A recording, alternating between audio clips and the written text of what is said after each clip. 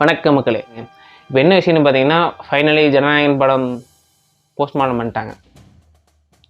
செம்ம கடுப்பில் இருக்குது, செம்ம காண்டாக இருக்குது. ஏன்னா கடைசி படங்கிறாங்க, ரிலீஸ் ஆனால் வேறு லெவலில் ஃபன் பண்ணலான்ட்டு இருந்தால் இவங்க டிப்ரெஷனுக்குள்ளே ஆக்கிட்டாங்க.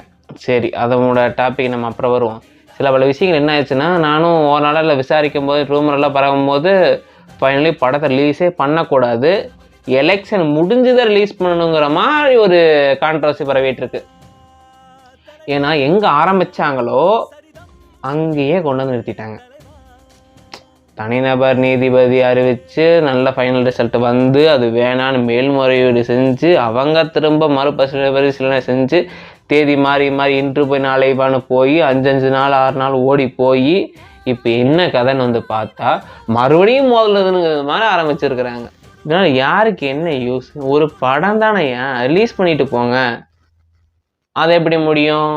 ஏன்னா ரிலீஸ் பண்ணால் ஆல்ரெடி டிவி கேட்க ஏகப்பட்ட மக்கள் ஆதரவு இருக்குது. விஜய்னாலே ஏகப்பட்ட பேர் உசுர அளவுக்கு பக்தியிலே இருக்கிறாங்க.